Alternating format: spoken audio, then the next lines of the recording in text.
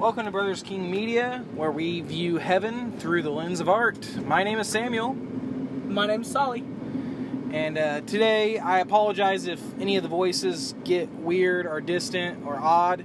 We are actually driving because Solomon decided he needed to be somewhere tonight in a certain amount of time. So, we're going to change it up a little bit and drive while recording this.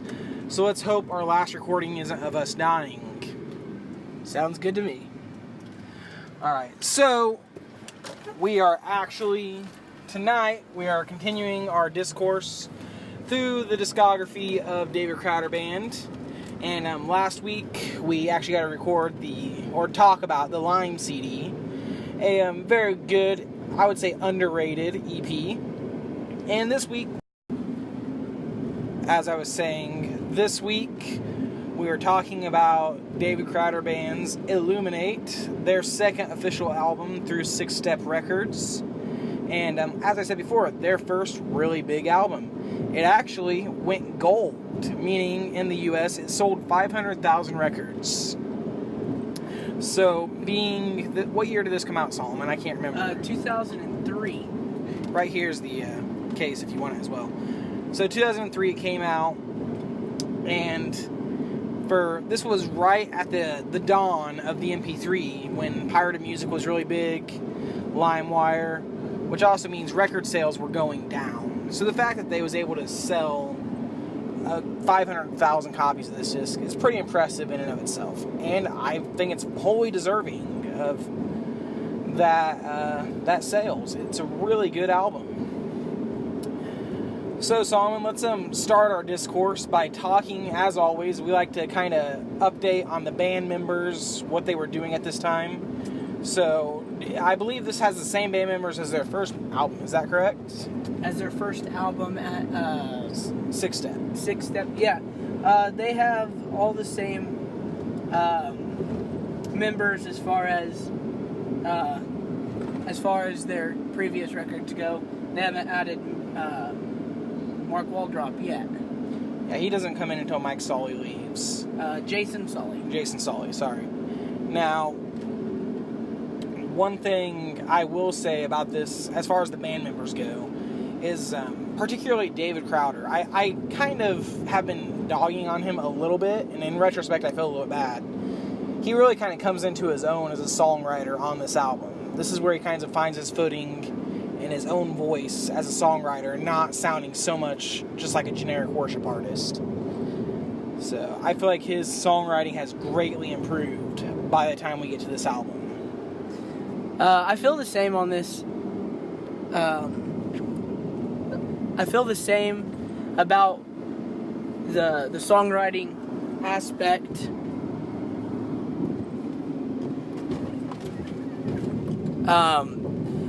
Honestly, the only thing that I feel is different in this album comparing to previous is they do a whole lot more of their own writing, which is, a good thing. They don't do as many covers. They don't. Well, technically 2 covers. There's technically only 2 covers, and one of them is a... No, 3 covers. 3 covers. Which 3 would those be? Like hymns. Yeah, they're all like All Creatures. Number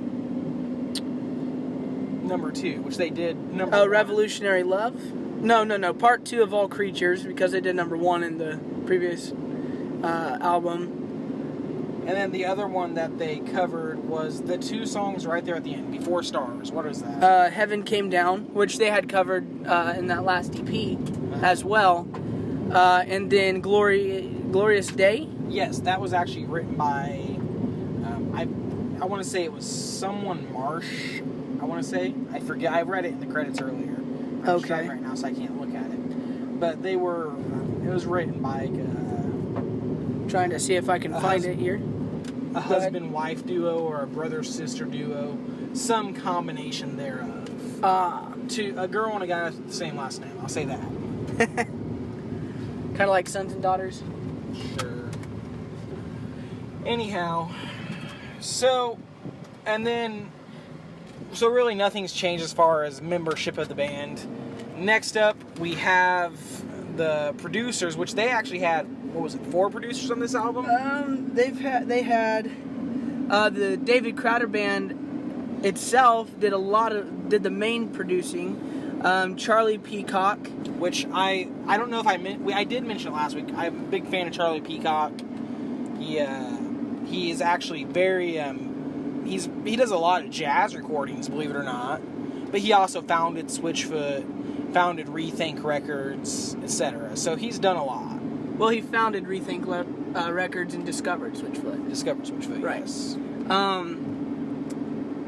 Mitch Watkins as well produced. And he was the producer for All I Can Say. Right. Okay, here we go. Actually, they have... Okay, I just figured out the star system here. David Crowder band did producing in all of them. Charlie Peacock... Production is the word you're looking Production for. in all of them. Charlie Peacock helped produce Revolutionary Love, Oh Praise Him, No One Like You, and it looks like Stars. Cool. Mitch Watkins helped produce... Let me take a guess. Did he do Intoxicating? Yep. Because that's just his sound. Continue. He did Intoxicating and Stars. Then that brings us to our 4th producer, Zach Lind. Who I looked it up. He's actually the drummer. He was the drummer at the time. I don't know if he still is because I don't keep up with them. But at the time, he was the drummer for Jimmy Eat World. Who, for those that don't know, they were a huge emo band back in the day. If nothing else, you've probably heard the song In the Middle. And so he was the drummer and apparently a fan of the band enough to come and produce for them. And as well, he only produced How Great. How Great? Right. He also which wasn't the one we thought that he produced. But I think he does drum on one. Does drums on, is it Oh Praise Him? I think he does drums on No One Like You. You'd have to look inside the booklet to see. Oh, yeah. Honestly. This one, yes. Okay, yeah, he does. He plays drums on No One Like You. Does it say that specifically on the back? Yes. Okay. So, the production's a bit more diverse this time, which I think, like you said earlier, Solomon, probably the biggest thing is they had more of their hand in the production, and it really helped take it away from that generic worship sound that they suffered from in their first album. And then, as executive producers, Louis Giglio comes back, and Brad O'Donnell as well. And I have no idea who Brad O'Donnell is. Maybe we'll potentially remember to look him up later. I don't know. And as we have said before, Louis Giglio does a lot of work with Chris Tomlin and some other worship artists, but mainly Chris Tomlin. 6 Step Records is his record label, which I looked it up, actually. Chris Tomlin is technically not on 6 Step Records anymore. He's on just Sparrow Records. Which I think 6 Step Records is just a subsidiary of Sparrow Records. But I believe still. so, one way or the other. It's just that funny or vice versa. It's funny that he's no longer on 6 Step Records. I just found that interesting. He made it to the 7th step.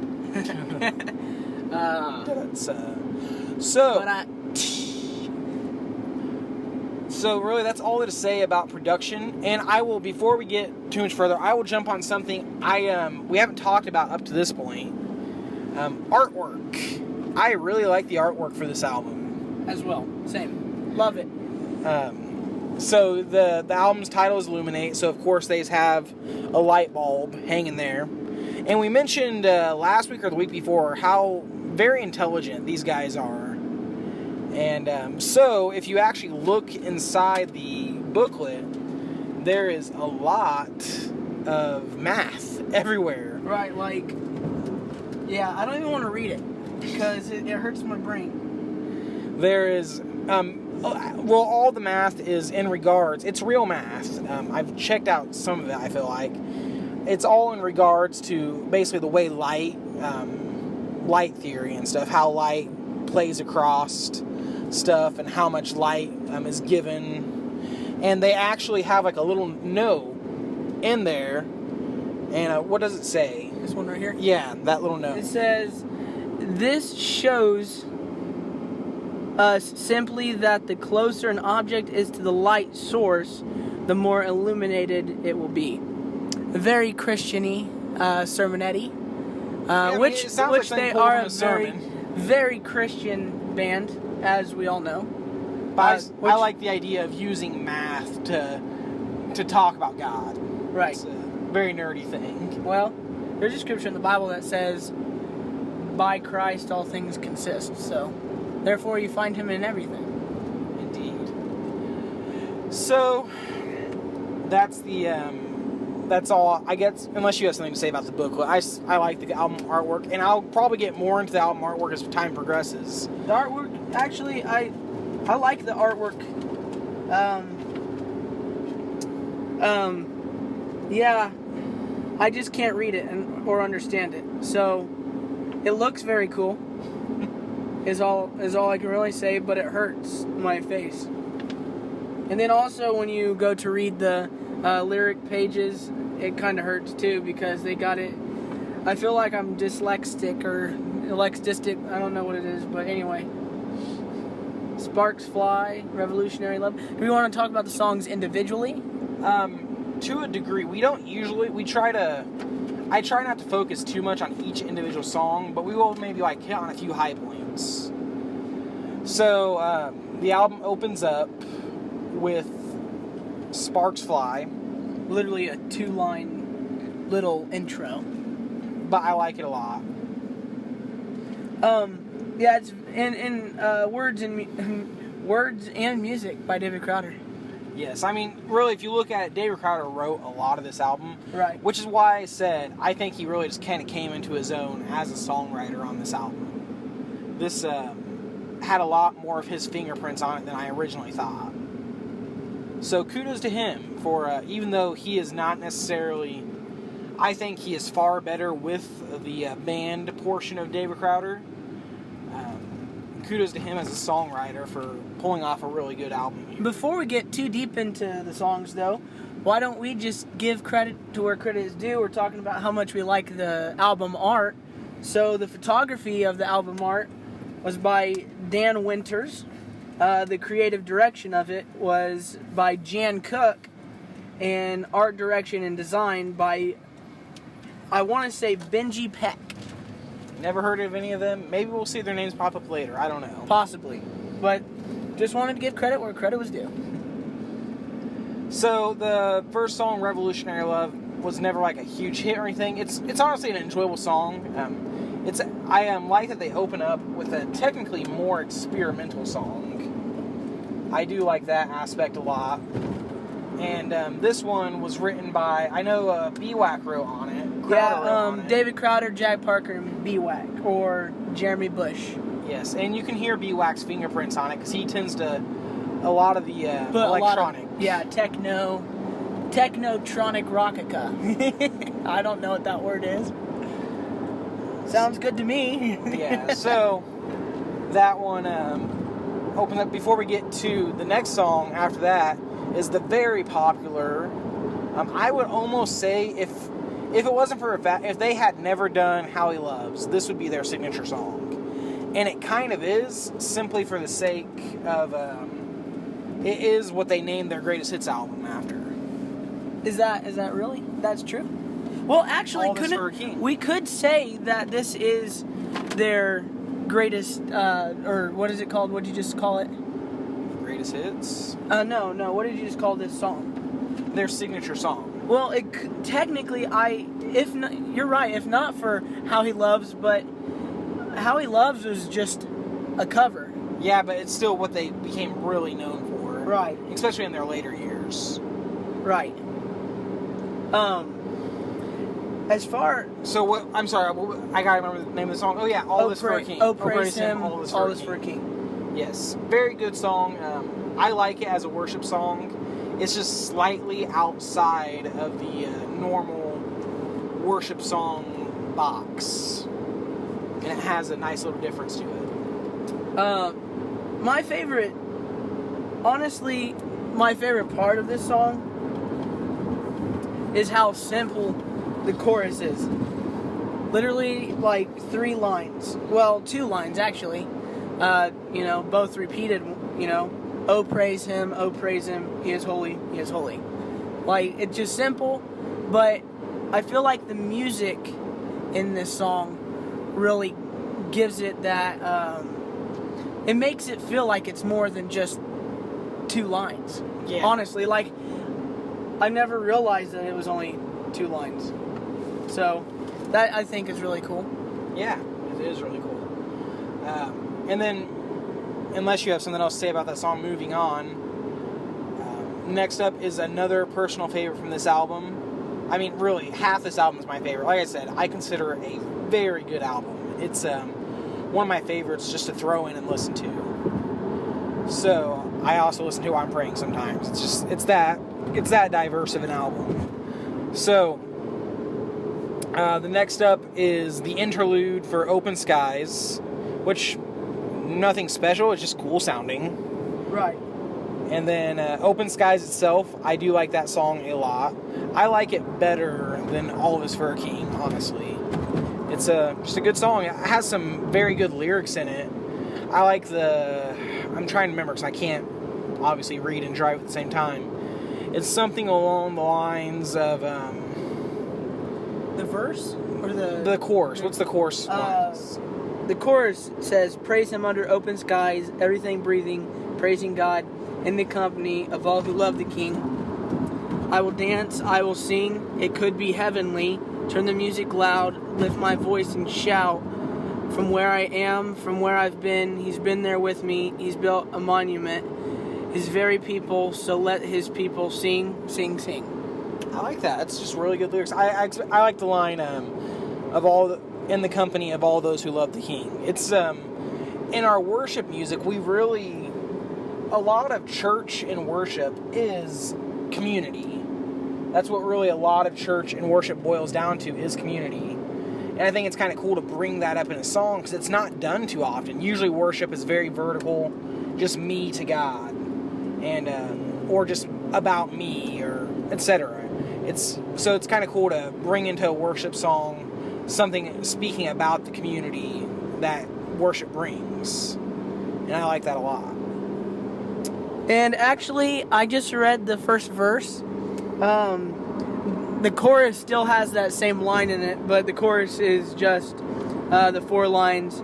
Praise him under open skies, everything breathing, praising God in the company of all who love the King. That's the chorus. My apologies. First verse is pretty great too, though. And then I don't normally go song by song, but just the songs are kind of worth talking about. Next up it's my second favorite song on the album. It would be number 1 if not for the track after it, or 2 tracks after it. I believe the next one is Intoxicating. Is that right? Yeah, correct. I love Intoxicating. It's intoxicating. It is. It's also their first foray into the epic rocking genre. It's it's like a 7-minute long song. Yeah, it is. And let's take a minute and discuss the chorus here. La la di da, la di da di da di da da da. Hey la la di da di da di da di da di da. So very catchy. deep, very deep. It's catchy. It really is. Well, the verses, like, now you're not doing it justice. The first verse has some really cool lines in it. Right. You want me to go ahead and read that to them? Like, sure. Intoxicating you are to me. Illuminating you are to see. Title drop. Right. Truly breathtaking you are to breathe. Sending my head swimming you are, you see. And then in one line they go, inebriating you are to me. Yeah, inebriating you are to me. And I just think that's so cool. It is. It's very, very big words in here. Very, very 12th grade-ish. Well, that's not 12th grade. I mean, that's maybe 7th, 8th grade words. Well, you're discrediting them, so I'll give you it. I mean, I'm just saying, it's not like that complex. Right. But it's not words you hear in a normal worship song. Yeah, right. Normal worship songs is very, Is very a la simple. la la di da da. Yeah, like, you don't sing that in worship music. That, like, I'm sure some people would be like, oh, this is Satan music, if that you start singing la la di da in worship service. There's some old people probably flip out over that, man. But beyond that, I also just like the, like I said, it's a rock opera song with acoustic guitars, and I love the extended parts of it. It's just, it's like I said, a really great song. Now, yeah, the very end, the end tag, not tag, but it's more like a bridge. If I'm out of my mind, it's you, 'cause I'm crazy in love with you, inebriated by you, 'cause I'm head over heels for you. And I mean, simple, But effective. but effective, right? Simple but effective. Oh, so that's all I have to say about that song. Do you have anything else? Not really. Okay, and then honestly, the next song, like I said, the album works together pretty well, but the next song just doesn't stick in my head too well. How great? I think so. Yeah, it's how great. It has a cool first line. I'm so tired of little gods. I'm so bored of little gods while standing on the edge of something large. While standing here so close to you, we could be consumed. What a glorious day. Which I like that first line, but other than that, the rest of the song doesn't stick out. Like, there's nothing wrong with it. It's a good song. It stays in that same alternative acoustic rock. Yeah. That's why I would describe this album as. Yeah, it's acoustic. It's acoustic rock. It's very like there's electric guitars in it and a lot of electronics, but acoustic is the dominating instrument. Right. Rocktronica. No, that's church music. Oh, okay. Right. But This is Acoustitronica. maybe? I don't know. So I would say it has a lot of that indie flair of their very first album. Well, they did do a lot of the production of this themselves. So, rightfully so. It sounds indie, rightfully so.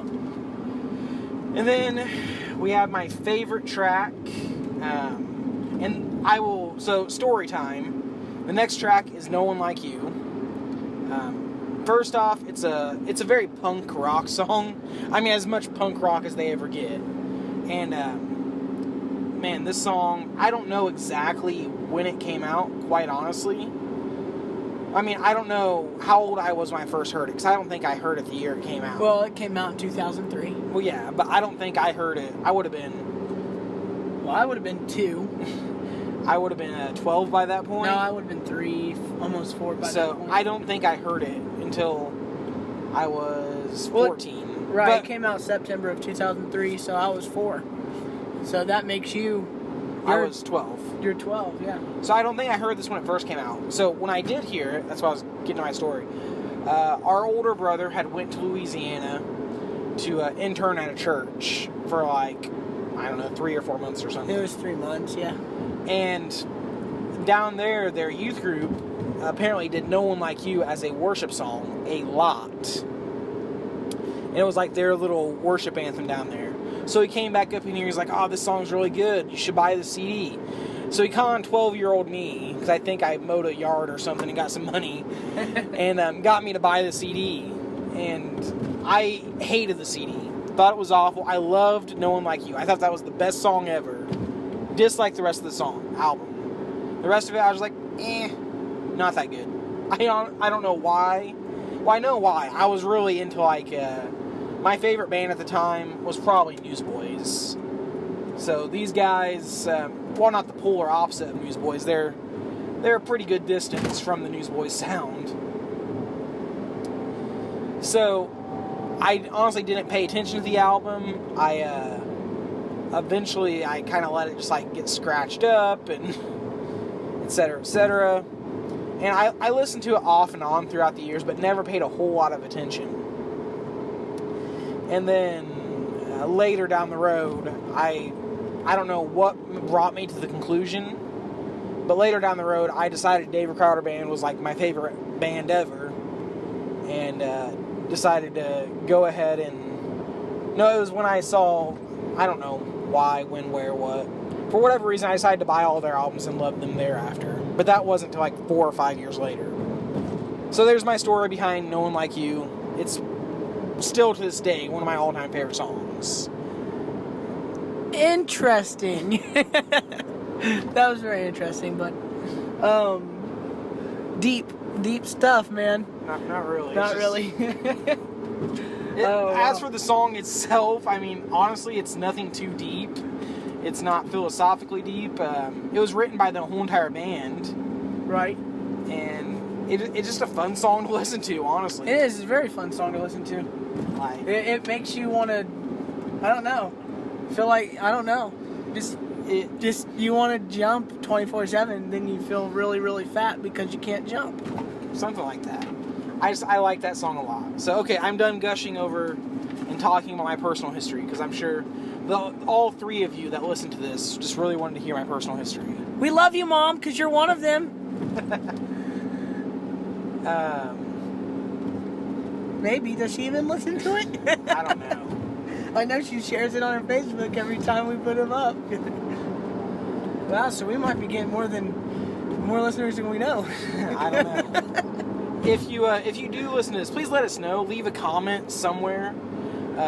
We'll get to that all at the end. We don't even care if it's hate mail. Just let us know. Hope you hate it. No.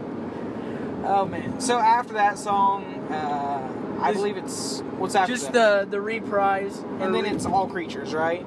Then All Creatures Part 2. And quite honestly, this is where I get hung up a lot on this album. I still think it's an amazing album, but I feel like after All Creatures feels like an end. Like, if I could have my way, if I could like rewrite this album, I would take out the 2 songs after All Creatures and let it end with Heaven Come Down and Stars. I mean, yeah, it would make I feel like it would make the album more cohesive. Yeah, cohesive. Yeah, good word. Where'd you learn that? I was homeschooled. Oh, me too, but I've never learned it. So, but that's not to say the songs after it are bad, per se. What's the song called after All Creatures number 2? Sorry. Like I said, this thing's confusing. So I'm trying to figure... Okay, Only You. Only You. That one was actually written by a lot of the band members. I was looking on there and it had like Hogan writing it, Mike D, and I forget who else. It would be... I should have worn my glasses, but yeah, it was Crowder. It was Dodson, which, okay, David Crowder, Mike D, Jason Solly, Mike Hogan, looks like B-Wack's the only one who didn't write on this one. Or Parker. Okay. So B-Wack and Parker. It's kind of cool to see some Jason Solly credits on there, though, before he went. Right. I mean, he didn't, like, die or anything. He just left the band. Yeah, before he passed away to a different band. Before he went to the... other side? No, I was going to say the home for retired guitarists. Pretty sure that's heaven. Because see, there's perfect people, then there's guitarists. So, and then we get our second epic rocking song, which just doesn't stick in my mind nowhere near as well as Intoxicating. Deliver Me. Deliver Me, who was that written by? Hold on. I'm trying to, having technical difficulties, stupid air conditioner of this car. It keeps blowing my paper away. John Marsh and Helen Marsh. Which I don't know who they are, but kudos to them. I'll have to look them up sometime. Could be wrong, but I feel like that they are sons and daughters. I don't know, I'm not sure, but that sounds familiar. That'd be funny if that was all sons and daughter. Yeah. Then later on they become all sons and daughters. Yeah, I don't know. I don't know either. So it's not a bad song. It just makes the album feel too long in the end. I'll get to that in a minute. But it's not a bad song by any means. Right. And it still fits very well with the sound of this album. And then we end on another personal favorite, which, like I said, it's half this album. But I really like Stars. It's a beautiful ending. Well, you skipped 13 and 14 and 15. Well, 13 is called Coming Toward, which sounds like it was just music written by David Crowder Band. It was. It was just. So it was just a musical interlude. It was an outro It was an outro for. Is it an outro for Deliver Me, or is it an intro for Heaven Come Down? Maybe it was both. Ooh. I think because it kind of fits perfectly between the two songs. Right. Yeah. So it's an outro for one, intro for the other. Which kudos for creativity there. It's pretty cool. So then that leads us to Heaven Came Down. Which, as we said last week, very good song. I enjoyed it a lot. Yeah, it wasn't bad. I mean, it wasn't my favorite, but it wasn't bad. I liked it. I liked it better on the Lime CD than I did this. Once again, nothing personal. It just makes the back half of this album feels like it's dragging out so much. Yeah, and also they did it more acoustic-esque on the Lime Well, that CD. was the demo version is why. Well, that makes sense then. And then that brings us to Glorious Day. Which, again, is just a simple, very simple 3 lines.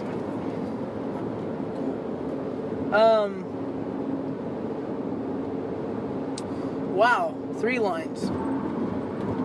And again, words and music by David Crowder. So, Glorious Day simply just says, what a glorious day, what a wonderful day today, glorious day. Yeah, which then takes us... It's more of like an outro, intro thing again. Oh, gotcha. Well, then that leads us to Stars. It's more of an outro, possibly. But, which leads us to Stars, which I feel is both of our favorite on this album. It's not my favorite song on this album, but I like it a lot. Yeah, I wouldn't say it was my favorite. I like pretty much all of their more acoustic songs anyway. But this is a very good song. And this one was written, both words and music, by David Crowder. This song, honestly, I feel like the reason why it grabs my attention so much is, this song's called Illuminate, dealing with light, stars, light, blah, blah, blah. But anyway, the song itself is very, it illuminates on God. Not to be cliche, but illuminates on God, I feel like, to me, because, like, in the beginning, it's kind of like one of those songs about nature. It's like, you should see the stars tonight, how they shimmer, shine so bright, against the black they look so white. And then it goes, you should see the moon in flight, cutting across the misty sky, softly dancing in sunshine. Which, that, in itself, I've heard interviews, them asking, hey, what is Stars about? Blah, blah, what do the verses mean? Because, they're very creative verses. They sound very cool. But anyway, I forget if it was David Crowder or if it was Mike D or Jack Parker, because those are the 3 that usually do the interviews. But they said, I forget what they said about the first verse, honestly. But they said, the second verse, you should see the moon in flight, cutting down across the misty sky, softly dancing in sunshine, reflection of its light, reach me now. But it was talking about how the church is like the moon and, reflecting the light of the sun, on the world being, which that, very preachy. And so that leads us to the third verse. Well, we're going to say the chorus, because it goes, and how could such a thing shine its light on me and make everything beautiful again? Third verse, another simple one. You should feel the sun in spring coming out from the rain, Suddenly all is green, sunshine on everything. I can feel it now. But that's not really what I want to point at, because it goes from that nature aspect to more of a personal, like, I don't want to say religious, because that just, it's not like religious in the sense of preaching. It's more of a, what is it called when you compare one thing to another thing? Metaphor? Maybe. It's like a compare and contrast. Maybe. I don't know. Maybe a metaphor. But anyway, it says,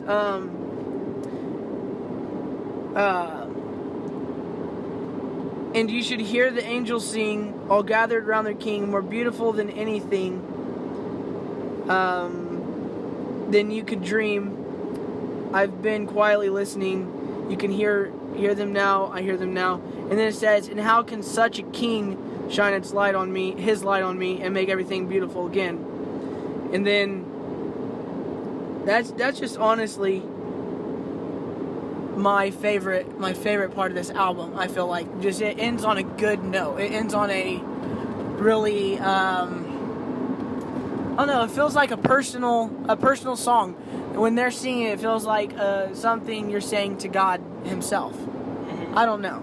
That may be just me, but that's just kind of my little rant. It's my little story. You put yours in. Yours was more interesting. Mine is very Okay, yeah, very nice. Anyway. So let's go ahead and just jump into our final segment here.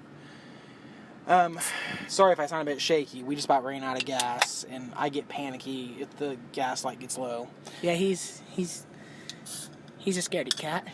I just don't want to be stuck on the side of the road. I mean, that's how all the bad movies start. Yes, exactly right. Especially by a creepy candle factory. That is weird. Yeah. Anyhow, so let's give it our rating, our traditional potential 9-point rating. So for lyrics, I don't know if I just think the lyrics were so vastly improved over last time, or like, what did I give the lyrics last time? A 1, maybe? Maybe. I can't remember. I know I gave them a bit low, because the lyrics never struck me as anything special. Here, I give the lyrics a solid 2, almost a 3. I can't decide if I want to give it a 3 or not. So I'm going to stick with my gut reaction and go 2.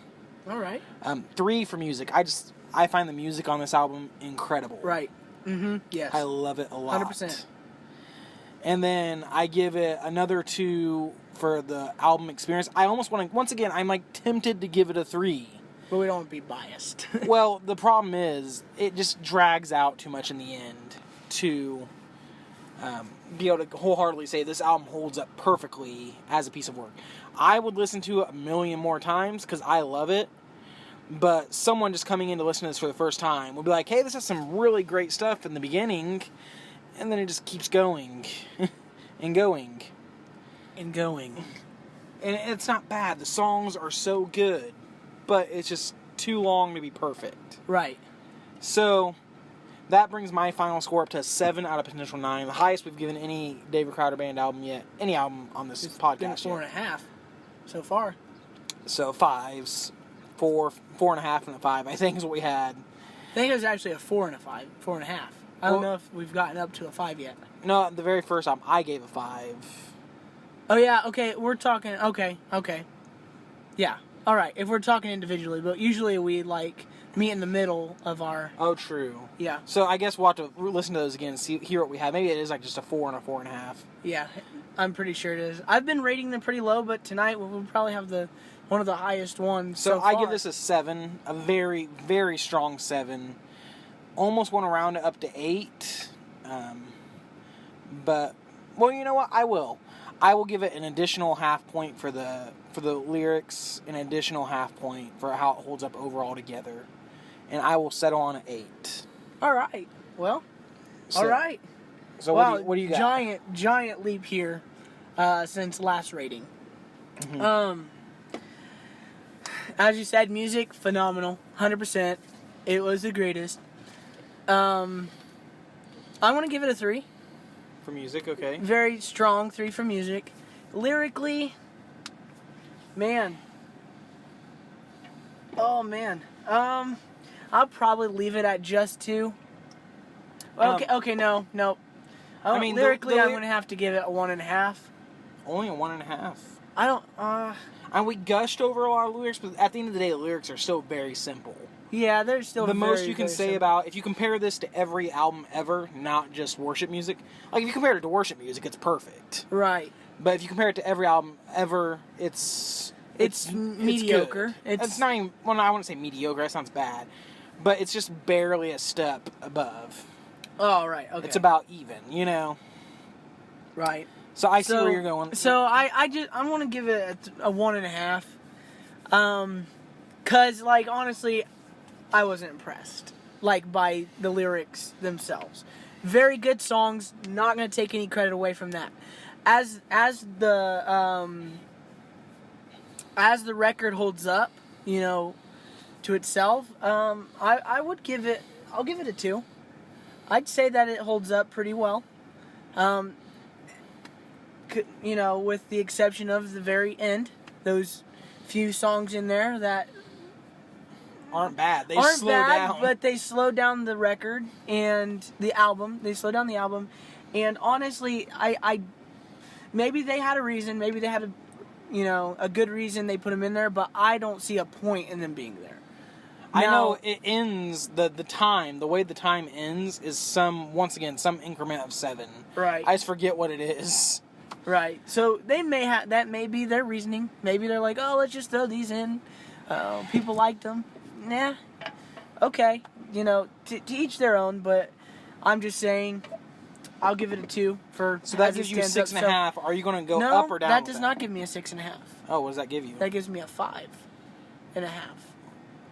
Okay, you said 3 for music. Oh, 3 for music? Yeah, 3 for music, 2. Yeah, it's a 6.5. All right. So are you going to go up or down on that? Round up or down? Oh, man. I hate doing this because I don't feel like it is good enough to round up, but then again, I don't feel like it's bad enough to round down. Okay, you know what I'm saying? The only problem is if we try to meet in the middle now, we're right? Because it's gonna be like, yeah, we give it a 4 1/4 star. Yeah. Right. I'll round it. I'm gonna have to round it down. I'm sorry. I'm gonna have to round it down. Okay, so that gives it a 5, like you said. Right. So I said 8. You said 5. So about in the middle is 6.5. 6.5, which is still not bad. Not bad. I think it is, as far as like an acoustic work goes, it's a masterwork. It's not quite their masterwork, and it's not Christian music's masterwork. It's not even like, music in general's masterwork, but it's a very good album. And this is what I was talking about with their All I Can Say. If they did essentially take what worked best about All I Can Say and what worked best about Can You Hear Us and combined it, essentially. Right. And they did it very well. And as well, I was thinking just now about, this album. And this album is actually the album that introduced me to DavidCrowder Band. You introduced DavidCrowder Band to me. I didn't like them. I didn't think I liked them. And then you were like, just listen to this album because I think you'll like it. And that is actually how I, started liking the Crowder Band. So, I think it goes from brothers. Simon told you about it, and you told me about it. So there you go. Maybe that's just the way it works. All right, so there's our thoughts on Illuminate. Join us next time, at least with me and Solomon, where we will be talking about the follow-up EP, Sunset and Sushi. Ooh, I could go for some sushi right now, actually. So we also want to throw in how to contact us for all whoever's out there listening. We'd love to hear from you. It would mean the world to us. So you can email us at brotherskingmusic@zoho.com. Once again, that's brothers with a S, king, King, Music, MUSIC, at ZOHO.com. You can also check us out on Tumblr, Brothers King Media. And Instagram. Well, brotherskingmedia.tumblr.com. Right. And okay. then And then our Instagram user is brothersking_media. And hopefully, Solomon, you'll start posting some stuff to our social media. We're going to try and revive. We have an old Facebook site that we're going to try and revamp a little bit, and start putting stuff on that. So we'll give that to you when we see it. In the meantime, feel free to reach out to us. We'd love to hear from people. In the meantime, and that is all for today. So I am Samuel. And I'm Solly. Rock on.